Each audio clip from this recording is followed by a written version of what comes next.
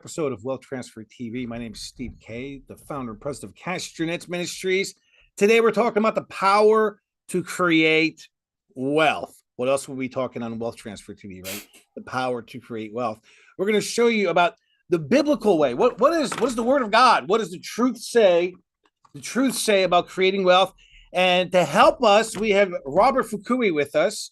You guys know him as the Married Entrepreneur, his Married Entrepreneur blog, and helping power couples. He's going to help us. He's going to help us walk through what is wealth? What should we as followers of Jesus? What should we say wealth is? One, two. What does it mean to have the power to create it? And what does that look like in a practical sense? And then how does this all fit in with the most important thing, with our relationship with God, our family, and then our business? Welcome, Robert. Hey, Steve. Thanks for having me on, man. Looking forward to this. Tell everybody where you're calling from. Pasadena, California. The Sunshine State, but right now it's foggy. So I don't know what's going on. Yeah, welcome, man. This is amazing. I love that part of California. I love that part of the country. It's one of my favorites, that area. So how did you, I want to start at how did you're known for the Married Entrepreneur, but how did you get involved in talking about wealth, creating wealth, managing family? Like, did you go to university for that? Or, is there like a course you took? Like, how did you get here? How did this happen? Okay, so I guess it goes from the start, which is I grew up in the church. My dad was a pastor, so I'm a PK. Oh, pray for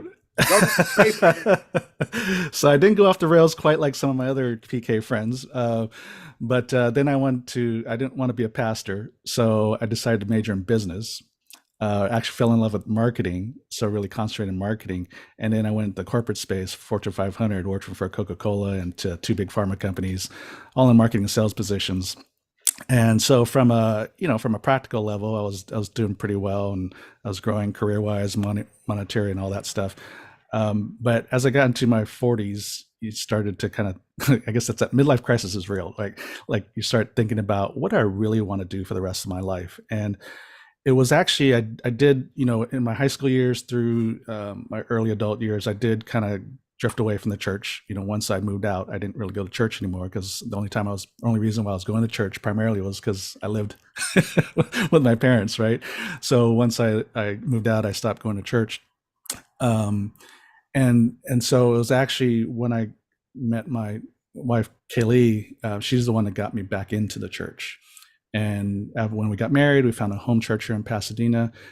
And our pastor and a lot of the guest speakers that would come through started talking about the 7 Mountain Mandate.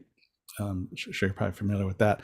And talking about, what are the 7 mountains of culture, and, how we can impact society where we are and not have to be in like ministry. And so I started. Are you going to Cheon's church? I do, yes. That's wonderful, because I was like, well, how many 7 Mountain churches do I know over there? I only know of one. I doubt there's 2, but in Pasadena. In Pasadena, yeah, for sure. I had a chance to see him in the end of February. Okay, awesome.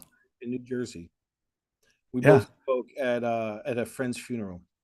Oh, yeah, I know who you're talking about. Sad. Yeah, Peter Roselle. That. Yeah, Peter. Really? Yep. Yeah. Oh, he's my spiritual father. Oh, geez. He's one who raised me in the Lord. Wow. Yeah. Wow. Anyway, continue. Sorry.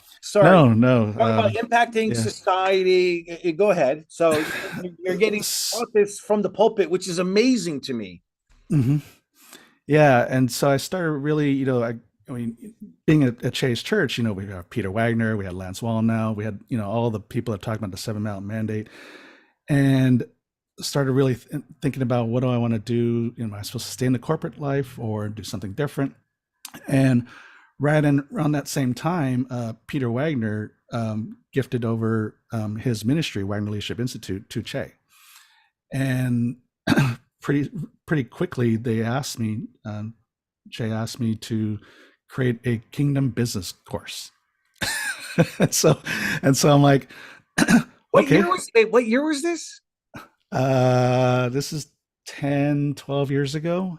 Yeah, at least 12 years ago. Probably Kingdom. more, probably more than that.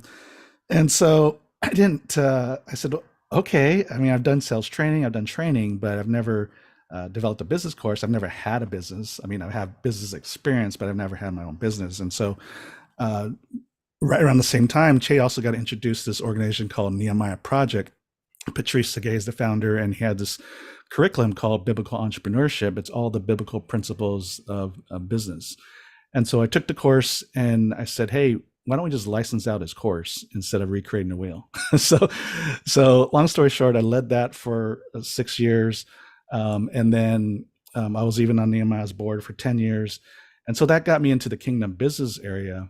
And then 6 years ago, my wife and I finally felt released to leave Big Pharma and just do business consulting, and specifically for privately held family business, because we really had a heart for family business. My wife grew up in a family business, and when and we weren't targeting just Christian business owners. We're just going after any small business, but they would hire me for marketing help, and then because of my experience in marketing and sales. But as I looked into the business, I always evaluate the business as a whole first. I saw that they were just working way too hard. I said, you guys are working way too hard. I said, you don't have a sales issue, you have a margin issue. You don't have a whole lot of margin of time and money. And especially with the money aspect, when you're working on low margins, you make up for it with just working more hours. And so What a, then, isn't that a horrible hamster wheel to be on? absolutely. Yeah. It's it, but I thought about this, because I was set free from that hamster wheel. But coming from New York City, right? That's what Peter Roselli, he worked in the financial um, markets there. You are. It's a badge of honor to pull, a Yeah. 70-hour work week. Like Yeah. it's like, and then at some point, I remember being there and being ashamed if I worked less than 70 hours. I know, I'm serious. Yeah. I know. I hear you. I hear. And it's weird. It's just weird cultural. Does the Bible say we have to do that? I mean, there's Absolutely got. not. It's Well, not that's about what I. striving. It's striving. Yeah, it's interesting. I first got turned on to the possibility of being free from this hamster wheel when I read Tim Ferriss's 4 Hour Work Week. Although not a Yeah. Christian, I Hmm. said this makes sense. Yeah. You know, Absolutely. so okay, I love this concept. I love this concept because I don't hear many people talking about work less, earn more, right? Yeah. I don't hear that. Less Hmm. stress, earn Hmm. more, Yeah. create more. Um, that is that is contrary to what the world has programmed into us. Absolutely. And what's interesting, and not even just scripturally, but if you there's so much data and research around working more is actually detrimental not to your productivity and your health, and then your relationships. The data is all out there. You don't even have to go to the Bible. It just the data out there just backing up what Scripture says. You need to rest. You work out of rest and peace, not out of stress and striving. and so and so Oh wow! Hold it. I'm guilty, friends. What you just said, I'm guilty of, and I oh, we don't all are. realize I'm I am too. guilty of it until it's already too late. Like, my hair's like, I'm all stressed out, over caffeinated. No, really, but and Yeah. I resemble that remark. You Yeah, know, and I do too. I had to have my own epiphany. Here at this desk, when I was transitioning from corporate life to consulting, I was basically doing both. I was working during the day, and then I do my consulting work at night. And at night, I was working till like 2 a.m. And I saw so that I, video of your wife saying that you worked at 2 a.m. Then you asked for coffee and doze off on your couch. Like, yeah, and so terrible. that was the weekend. That was Saturday and Sunday. Even though I wouldn't work on weekends, but think about it. I'm working till 2 a.m. Monday through Friday. So by the time the weekend hits, I wake up, take the dog for a walk. Kaylee and I have breakfast, but then I'm looking at that couch going, man, that looks good. And then sometimes I make it there and I'm just out. And so, one night, or one morning, I'm here at this desk at 2 a.m. and thinking, I don't think this is God's best. Like, wait a second. Like, because I felt in that same trap. I felt I needed to work and be busy. And so I was working. And then I'm thinking about, like, okay, I know this is just a season. My wife has accepted the fact that until I transition to consulting full time, she accepts the fact that I'm going to be working a lot of hours. And I said, okay, that's fine. But I said, even in the midst of this transition, I don't think this is God's best, that I'm so tired. I don't have time for my wife. I mean, I had time. I just wasn't present, if you know what I mean. Oh, absolutely. Yeah. Oh, yeah. My wife set me straight with that one too. That was a hard. Yeah, that's what our wives are for. It's like, hey, It was brutal, man. It was brutal. yeah, But she's absolutely right. Um, I mean, it's interesting you said for a season in our industry, in just in the way we work. There's seasons of being extremely busy, and then like July and August, we're just taking off. We're doing nothing. mm-hmm. Um, and what is your take on seasonal? Working longer hours seasonally, like for a couple of weeks, project related. Yeah, there's certainly, our life and our business is never going to be just linear, right? And there are definitely, even in our business, there's definitely going to be periods and seasons that it's going to be busier. But the key is you just don't make it the rule. It's an exception, not the rule. And even in the midst of busy seasons, like, so Kaylee and I, one of the things that keeps us grounded on the same page and sane, even during crazy seasons, is having our regular meetings. We have our number one, we have always our prayer time in the morning, because prayer does work in not just getting answers to prayer, but keeping you closer to each other, but also making sure God is in the center of it all. So in marriage, God is supposed to be the center of your marriage. But how many times as Christians do we actually pray with our spouse on a regular, like intentional prayer, not just at mealtime, at dinner and breakfast, but I'm talking intentional prayer. And statistics show that, based on Family Institute, that only 8% of Christian couples pray together daily. I would say it's really high. That's a really high number.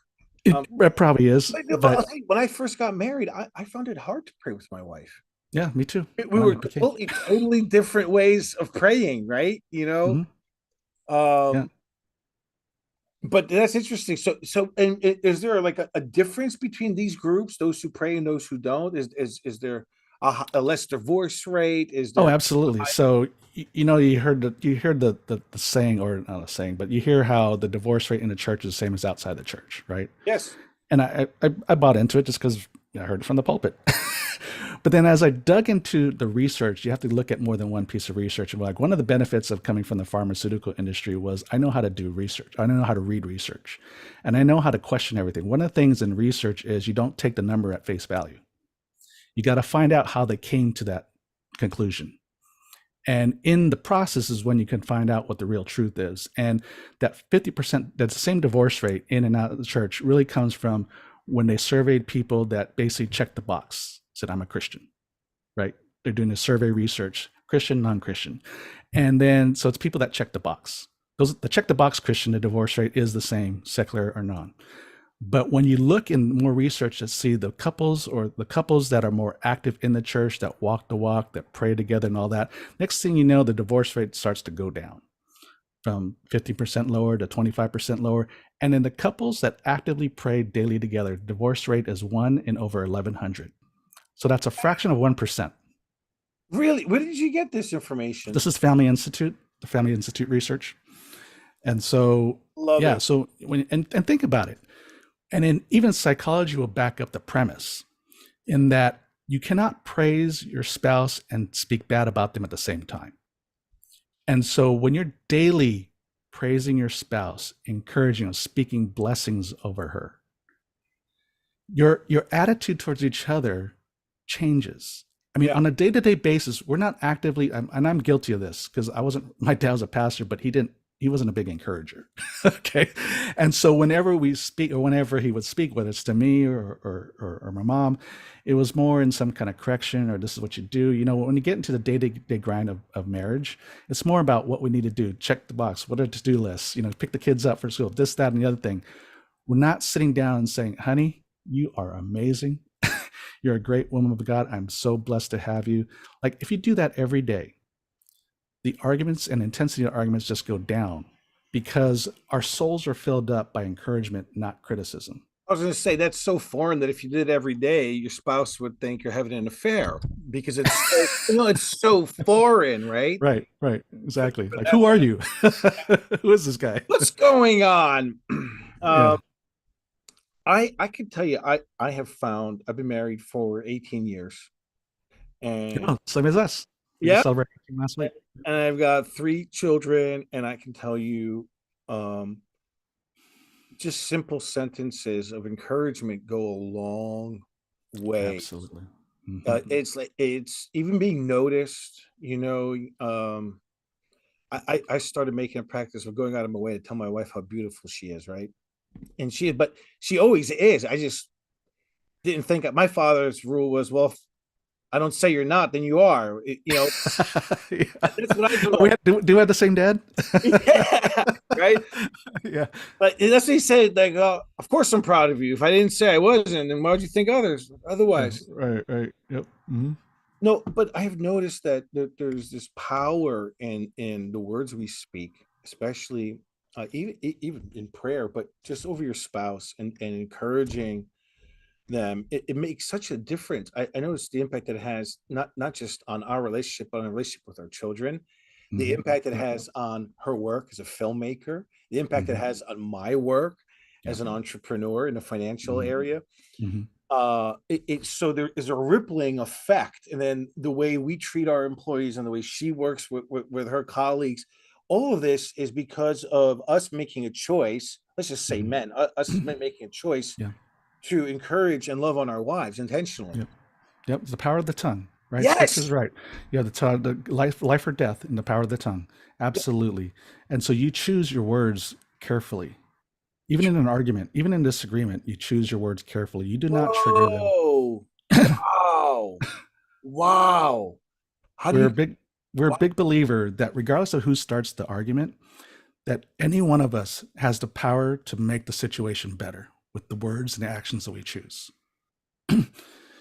Yet, you know what? My wife has done a much better job of that. That's the truth. I Hmm. wish I could say my wife does a much better job of that. I want to go back to working less. How do you deal with Proverbs 21 saying that we got to be diligent, we got to work hard, or the Proverbs talking about that a little slumber, a little sleep, and poverty comes upon you? Hmm. What's is there like a definitive line? Is it based on the person? How do you make that line of okay, it's enough? Is it an Yeah. internal thing? Is it or is there something that we can go by? What do you do? Yeah. First of all, let's separate the fact, working hard is the absolutely, it's biblical, and it's something you should be doing. You should take pride in your work, and essentially, have do things with excellence. But when you're working so hard and so long that it's detrimental to your body, to your health, your spiritual life, and your family, your relationship, then you're going off the rails. Because then that's not scriptural. That's not biblical, right? And God does not want your family, your relationship to go bad, does not want your health to go bad. And so a little bit is you have to find out what's good for you, but you also know there's enough research out there that there's a baseline that when it comes to how many hours that you work, whether it's Henry Ford's data back in the early 1900s or Stanford's research in the 90s with economist John Penkoville, showing that once you work over 50 hours in a week, your productivity level just goes down. Why? Because your energy level goes down. Energy, but not just physically, but emotionally and mentally, your energy level goes down. So you're not as sharp. You make more mistakes. You're just a little bit slower in what you do. So just physiologically, it is proven that once you work over 50 hours in a work week, productivity level goes down. That's why Henry Ford was primarily responsible for the modern day 40-hour work week, because he did his own research in a factory and showed the fact that factory workers that working over 40 hours a week, he wasn't getting any more productivity. So he's thinking, as a business owner, then why should I have them work more and I'm paying them more, right? There's just a Yeah, practical element to that. the productivity goes down. You're paying them overtime. Yeah, It doesn't for make what, right? And so he went into more of the productivity. How do we become more productive? And then on the health side, the World Health Organization just released research back in 2021, so not too long ago, that showed people that work over 40 or 50 hour work week had a 35% increase in heart attack.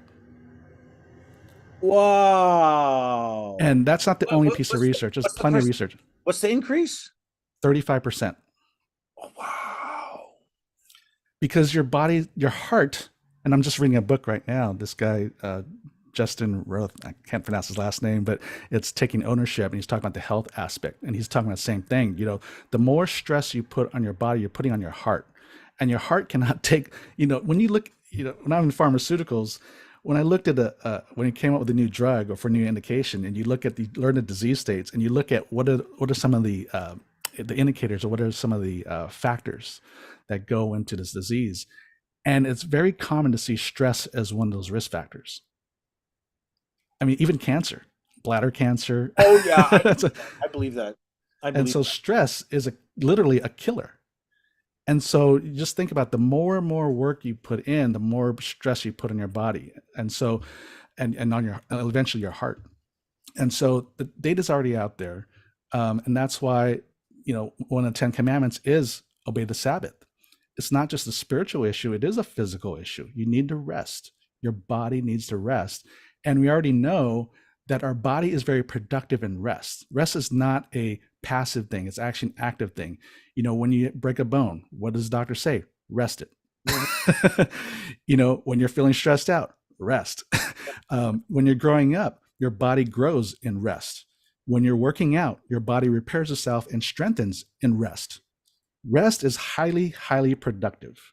But yet we think the world's way of doing things is just keep going, keep going, keep going until breakdown. And that's not productive. It's not biblical. I love that you're saying this. I really do. Even though I break these rules so many times. All right, Steve, I'm gonna call you. Yeah, but On Saturdays. like my team is watching this, right? So they're going to be like, he better not lie, and I'm not. I mean, they know. Um, I have good months and bad months, right? There's good months and bad months, but I'm constantly working on it. I'm constantly because I love what I do. Like I love what I do. Like so does my wife, right? So Yeah. for me, 12 hours can go by really fast. I don't know what's happened. I don't even notice it. I Yeah. love what I do. I Yeah. love being with the people that we're at. So um I we started talking about this is a power to create wealth. So before we go there, can you give us a definition for wealth? What is your definition of wealth? Yeah, wealth holistically is, man, you're just killing it all ends, right? Your relationship, great, your relationship with God, my relationship with my wife, my family, my friends, and then of course our business and our money and all that. And all that's great, but when you put things in silo, when people are only concentrated about the money piece, Mm-hmm. it's interesting. People know that, or know the saying that money can't buy happiness, yet we're still grinding after it. And then the people are like, yeah, once you get there, you get this money, and like, okay, now what, right? And then if especially if your family or your wife or your spouse has left you, because you're loved more than money than them, right? And so when you talk about wealth, absolutely, it's got to be you got to look at this thing holistically, and it's not about, okay, I'm gonna build this business or build my investments, and then once the money gets to a certain point, then I can focus on my Oh, relationships. that's such a lie. That is the biggest. That is the Absolutely. biggest lie. Because Absolutely. the way you do it with in the big, the way you do it with a little is the way you're going to act with Absolutely. Absolutely. you know. And so you got to look at your money, your business, and your relationships, and your relationship with God. Same thing. What are you doing with what you already have? In this present situation, how wealthy are you in these areas? And in the money part, we can, money part is, I want to say, let's say just easy, but we can make more money, right? But we can't repair, it's harder to repair relationships, and especially the ones we lose. It's really hard to get back if we can't even get back. But we can very intentionally build everything around us in a very healthy and wealthy way. We just have to be more intentional about it and have different choices. We have to make different choices as we're building our business, building our portfolio. How do we intentionally make sure that we're taking care of our relationship with God and our family first, and That's knowing that God is going to bless everything else when those first two priorities are intact? amen. By the way, we're also speaking to all y'all pastors and ministry leaders there. I'm not. I'm. These guys Yep. you know, family and your relationship and your health comes first. Absolutely. It really does. And for years, I've seen leaders just do it upside down. Hmm. I love that you've brought out four parts of wealth. So wealth is it's a grouping of the quality of your relationships, your health, your business, your finances. But then I love what you did is you said, well, those four things together, they're not equally weighed because money, like as a trader, I can lose $20,000 today. I'll just make it back tomorrow. It's no problem. Right. But a 20-year relationship and you do something or say something the wrong way, wow, that is very hard to repair. A broken relationship, Yeah. Absolutely. and that has more weight. That affects your health. It affects the way Yeah. you sleep, the way you eat. It affects the way you work. And I love Absolutely. that as entrepreneurs, as leaders, you made a real distinction. It's not just a part; it's a weightier part than the money. The money you can make once you know how to make money, you can just make Hmm. money. It's easy. Yeah. Right. Yep. But relationships, 20 years of building, 50, we just talked about it, our 18-year being married, 18 years. That is the most valuable thing I have on the planet outside of my relationship with God. Yep. We have Yep. cultivated something so special, and I guard that, right? Whereas, I lose money, whatever, we'll just make it again, Right. God owns it all anyway, Hmm. you know. Exactly. And so I love that you've done that. What have you done to help yourself focus on making sure relationships are the priority and not get caught up into the excitement of business? Because it's exciting, man. You Oh know, yeah. No. especially new businesses, creating new business. So have you put steps around you? Have you created, Yeah. you said you have meetings. How did you do that? Yeah, a little bit of trial and error and stuff like that. But first thing, looking back, what we basically did is we basically deconstructed our life and built it back up. So we were on a panel just recently, and they're saying, how do you fit your prayer time and priorities with your wife? How do you fit that in with a busy schedule? And I said, well, there's the problem. That's the mindset is you don't fit it in. It should be just first. Yes, exactly. You fit the business in, you fit the other stuff Yeah. in. If you're trying to fit something in, that kind of shows you where your priorities are. And so basically, we just break it all down and rebuild it and say, okay, with our time, first thing in the morning, I give it to God. And then Kaylee and I get together and then we have our prayer time. Then I walk the dog, get really a little exercise, and then have my smoothie and then hop on a call like this, right? And then get the day going. And it's amazing. It doesn't take a lot of time to be building your relationship with God and your family. It doesn't take a lot of time. It's actually not. I think we overestimate how much time it takes to build a relationship, a healthy relationship, and even our business. And because we think it takes so much time to build a healthy relationship, it's almost like we don't do it. But we don't know how much time it takes to build a business, so we're just going to put as much time as we can. And Oh, so then that's where we get off balance, right?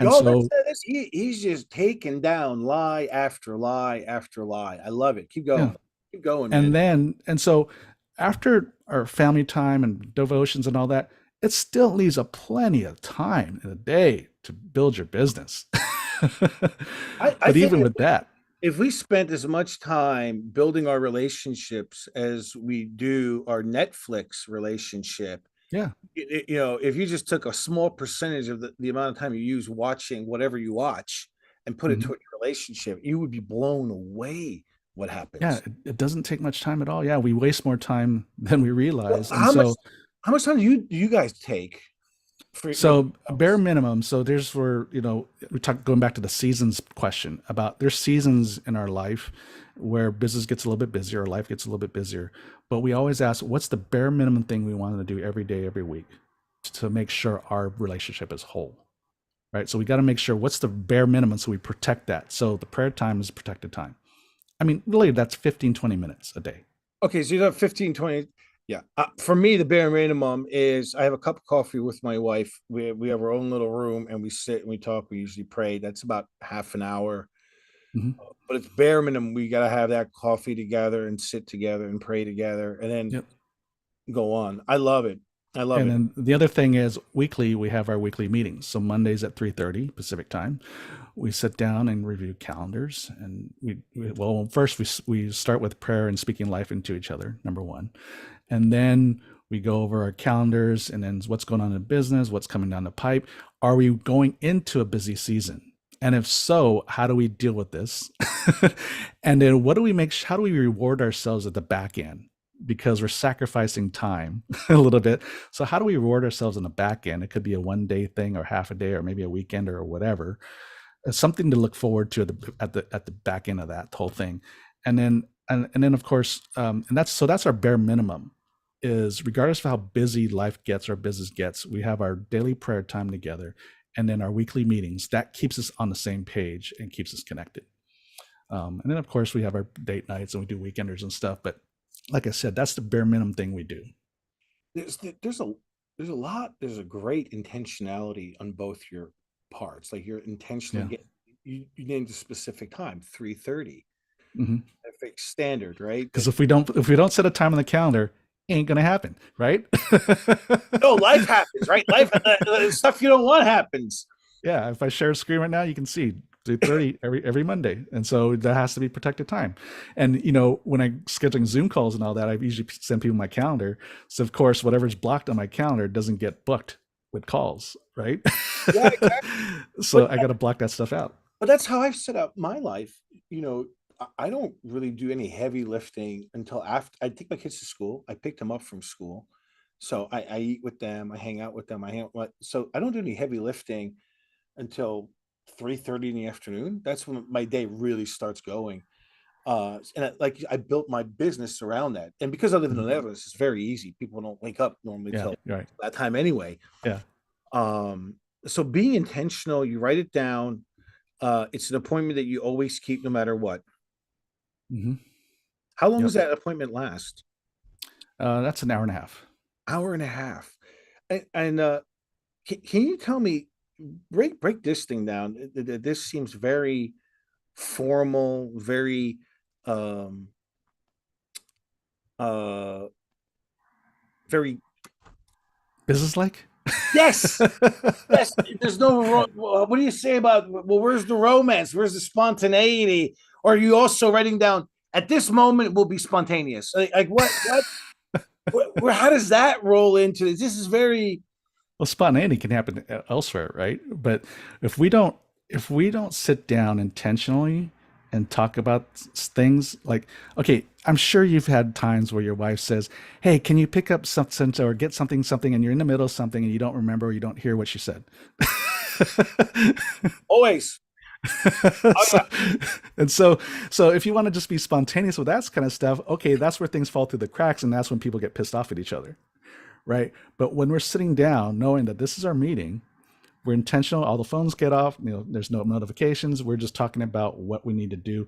But we also are talking about our it's not just business stuff we're talking about our personal life, and we're talking about stuff, and we're talking about, hey, are we doing well? How are we doing? Do we need another break? We're getting busy, all that kind of stuff. And so, and then the spontaneity, that can happen, you know throughout the week if you wanted to, right? That Kaylee might say, "Hey, let's go for a quick walk. Let's go grab something to eat or something like that." I mean, spontaneity. There's plenty of time for spontaneity, but 1 week out of 90 minutes out of a week to sit down and be intentional about what we're doing and how we're doing is going to it's amazing. I mean, it sounds business like, but yet, like you said, we all realize if we don't schedule it, it ain't going to happen. Yeah, that's the reality that very few people want to admit. Like that's the truth. Yeah.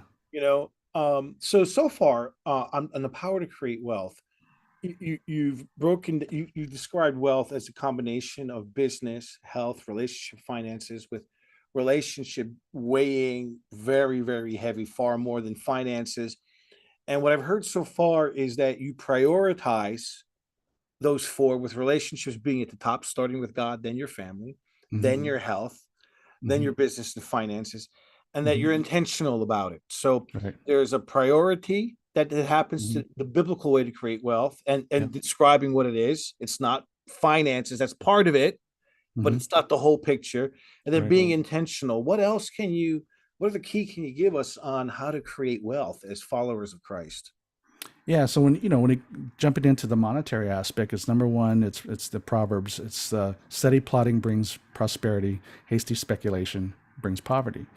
And you got to understand there's two parts to, you know, there's wealth and income generating. There's wealth generating activity and income generating activity. So for me, the income generating activity is, your business, or even as a trader, that's income generating. Wealth building is the stuff you invest in and just grows without you doing anything or very little, right? And so you need both, right? But at the end of the day, because one of my friends that I'm mentoring, I mentor these young entrepreneurs, and one young man is trading crypto, and he's talking about how good he's doing. And I said, okay, what are you doing with the money? He's like, what do you mean? I said, are you just letting it sit and just keep trading on it, or are you pulling money out and investing it? He's like, oh. I said, because if something crashes, you got nothing, right? Right now, it's all on paper until you actually pull something out and put it to use. So I'd say you don't, not, I'm not saying don't trade. I'm saying that's creating income, but you need to be able to pull something out. Just like in a business, you're selling, but unless you pull something out and pay yourself, you're not really doing anything, right? So pull some money out and then put something into more passive wealth generating activity that'll grow without you doing anything, because too many people think wealth building is just grinding it out with another side hustle. And I said, that just wears you out. I said, figure out what can create income, but then how do you invest that stuff that's the second step. How do you invest it so it grows beyond you or grows without your effort? That's why Haley and I invest in our real estate. We're passive, right? We're passive investors. So we just get our quarterly dividend checks, and then we still get tax deductions, and it still generates wealth because the equity of the properties are growing too, and we get to participate in that. And then our stock portfolios that just grows, right? And we have somebody else managing it.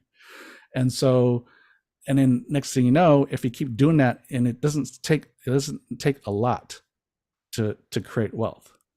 Like a lot of people think like it takes, I need to wait until I have this big windfall of cash and then I invest.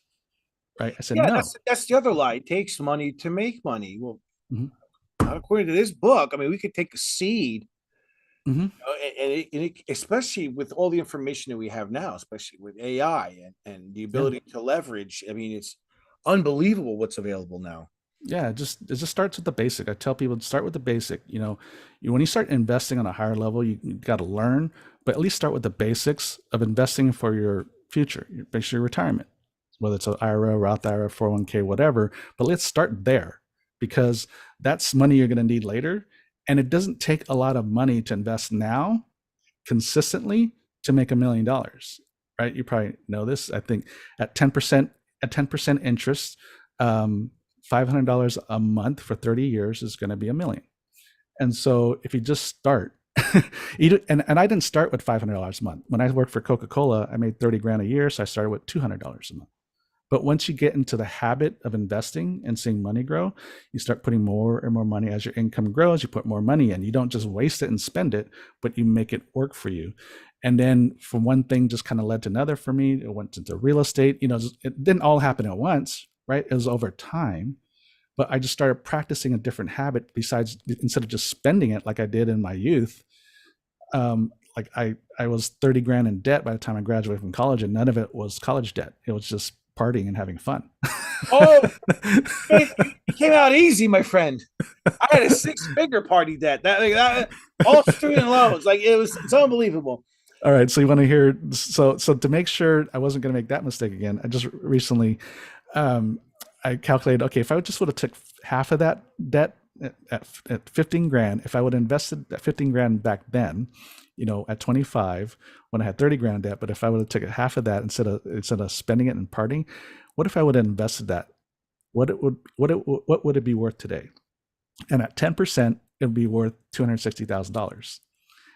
And then we know at every 8 years, at 10%, your money doubles every 8 years. So which means by the time I hit retirement, it would be worth over $500,000.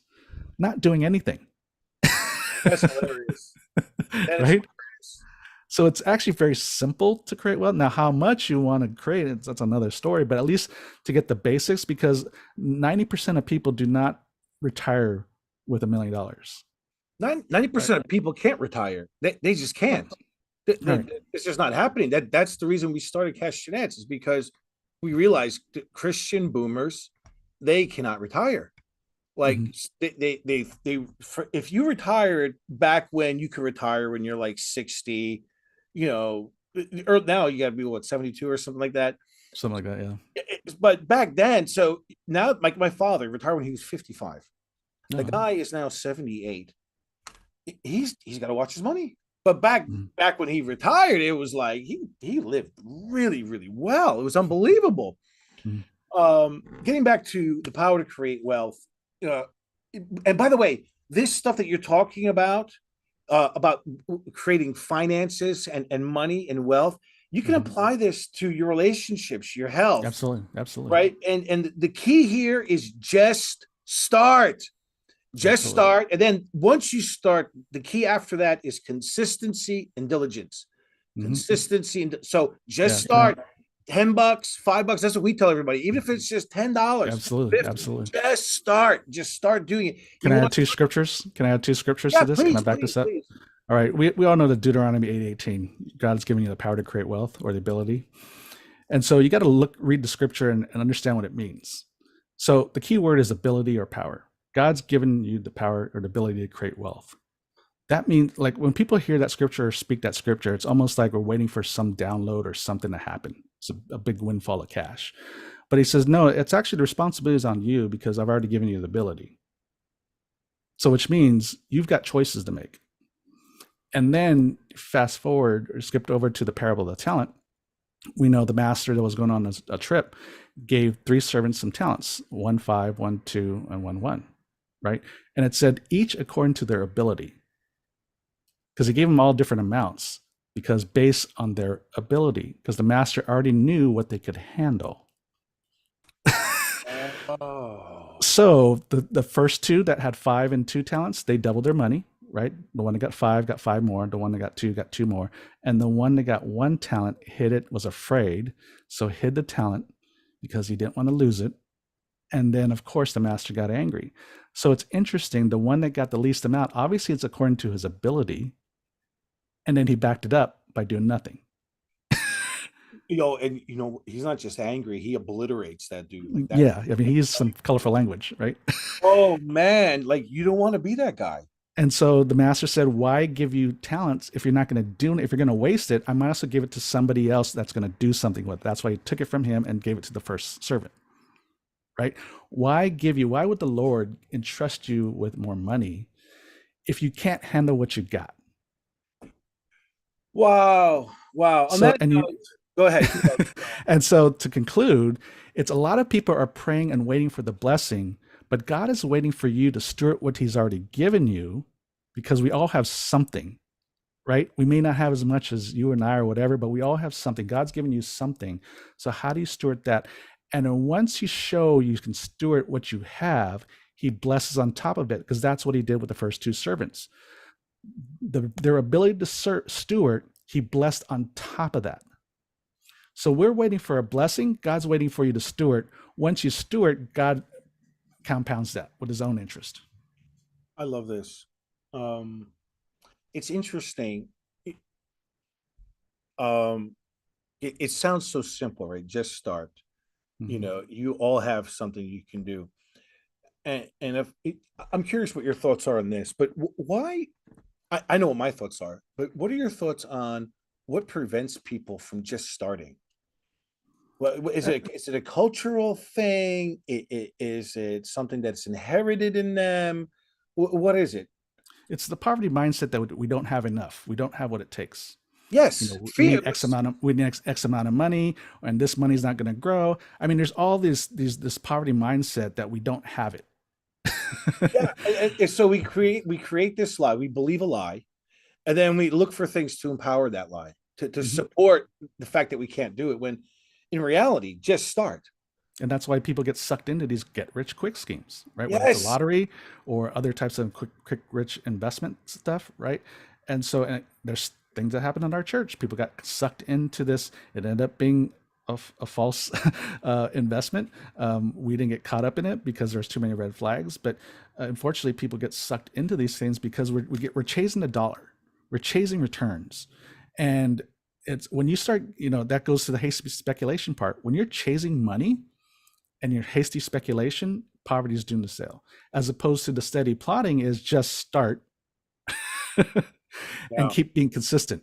Consistency and patience. Yeah. Slow and steady wins the race here when it comes to creating the financial side of wealth. Mhm. But in relationship too, I think Absolutely. consistency. I can apply all this stuff: priority, intentionalization, consistency, diligence. Just start. All these things. Yeah. And man, I'll tell you what. When you just start, it's a wonderful adventure. And man, your faith gets tested, and it's so beautiful. I love. I think it's great. I'm like, God, test me. Yeah. I failed so many times, but I love like, oh, I get to be tested. Just start.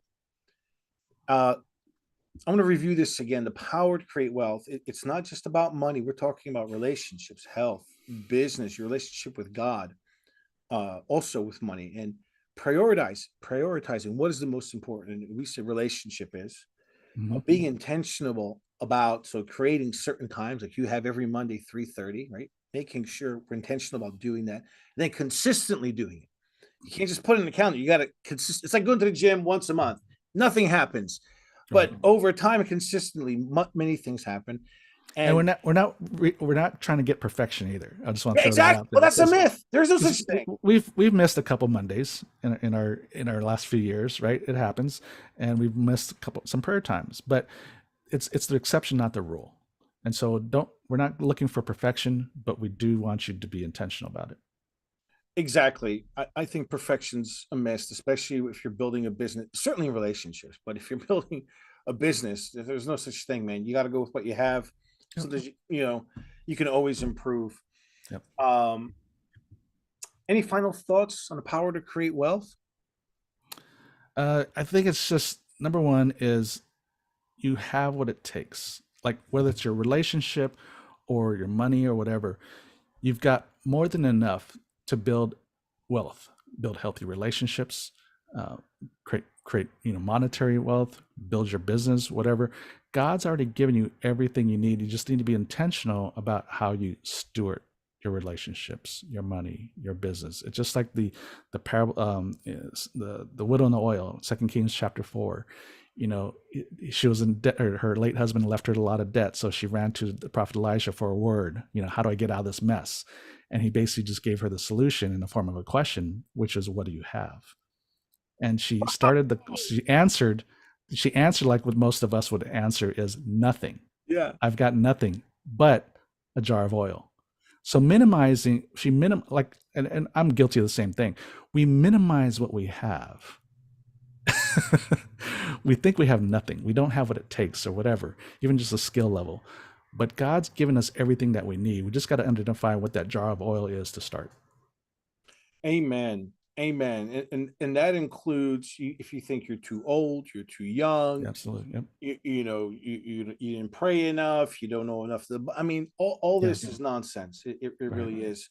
I want you guys to click the links below, especially go to the tandembook.com. Click that. You can get the first chapter for free. You can download it or go straight to Amazon and type in Tandem, the Tandem book, though. Click that link and then check out Robert's Power Couples. It's marriedentrepreneur.com. This is .co. .co. So the links are there. I love what you're doing. I absolutely love it. It's been a real pleasure getting to know you and hearing your input. And thank you for all the valuable things you gave us today. Real nuggets, man. Thanks, Steve. Thanks for the opportunity. It was a lot of fun. Hey, have a blessed day. See you later, friends.